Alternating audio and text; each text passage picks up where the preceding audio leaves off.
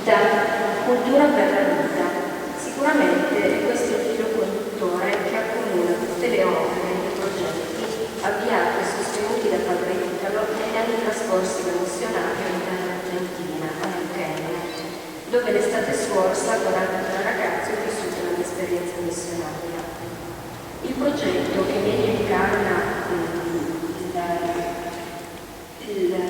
la cultura della vita e il sostegno per la vita è il programma Bellella. Questo è il programma sorto alcuni anni fa ed è dedicato a donne molto giovani, talvolta con coppie adolescenti, incinte o con bambini piccoli e provenienti dai vari poveri della città. Queste ragazze, dopo pomeriggio della settimana, sono accolte nei locali della parrocchia Nostra Signora del Regno, da un gruppo di volontari, e qui ricevono materiali, pasti, vestiti per i bambini e soprattutto sostegno morale. E per molte di queste persone è un modo per scoprire ed avvicinarsi a Dio attraverso la preghiera. Tra gli aspetti importanti della vita di Don Italo c'è stata sicuramente la fede. Era probabilmente questa la sua forza interiore, che lo aveva spinto e lo spingeva ad aiutare gli altri. Nel periodo in cui sono stato a Neuquén ho potuto ammirare questa sua devozione verso Gesù, la sua vera gioia di celebrare l'Eucaristia. Aveva persino creato una radio per diffondere la parola di Dio. Era bello vedere la luce dei suoi occhi, l'espressione che aveva quando celebrava la messa. Impressionava quasi quando si inginocchiava nel momento dell'Eucaristia. Aveva 89 anni, faticava a rialzarsi, ma la forza della sua fede sembrava alleviare questo suo sacrificio. La messa feriale era sempre partecipata da molti fedeli, cantata. Sicuramente questo era il risultato di un duro lavoro, ma soprattutto il frutto di quella che era stata la sua testimonianza di fede.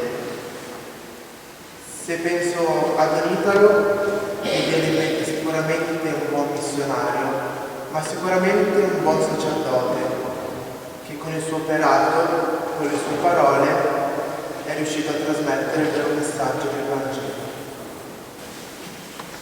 Don Italo sentiva nel suo cuore il grande desiderio di comunicare l'amore di Dio. Per raggiungere ogni angolo di Neuquén e per confessare il suo messaggio in ogni momento della giornata, aveva fondato con l'aiuto dei suoi collaboratori parrocchiali Radio Divina Provvidenza. La costanza e la dedizione con cui svolgeva questo impegno portava ammirazione da parte di tutta la comunità. Trasmetteva innanzitutto la messa domenicale e quelle delle festività per far entrare la parola di Dio nelle case di tutti coloro che erano impossibilitati ad andare in chiesa. Il suo buongiorno ogni mattina era un momento di preghiera immancabile per lui e molto atteso dai fedeli. Prima di pranzo dava un personalmente al Vangelo del giorno e dopo la messa serale la sua buonanotte chiudeva i programmi della giornata. Vi leggo ora una delle sue preghiere. Preghiera della sera. Ti lodo, Signore, per tutti i benefici che ho ricevuto dalle tue mani in questo giorno. Ti prego di perdonare nella tua bontà infinita i peccati con cui ti ho offeso. Ti prego per tutte le persone che ho incontrato oggi e quanti non gradisco tanto, persone che soffrono, che sono in pena e in lutto, persone disperate per tanti motivi. Maria, Madre mia amata, a te ricorro perché Gesù mi dia la grazia per migliorarmi ogni giorno. Angelo custode, proteggimi questa notte da tutti i pericoli del corpo e dello spirito. Padre, mi metto nelle tue mani, sono disposto a tutto, accetto tutto. Fa che la tua volontà si compia in me e in tutte le tue creature. Non desidero nient'altro. Padre, ti affido la mia vita, l'affido oggi con tutto l'amore di cui sono capace, perché ti amo e ho bisogno di darmi a te, di mettermi nelle tue mani senza esitazione. Ho fiducia infinita, perché tu sei mio Padre. Amen. padre Italo, l'adorazione eucaristica è un modo più bello per sentirsi vicino a Dio, per ringraziarlo e lodarlo.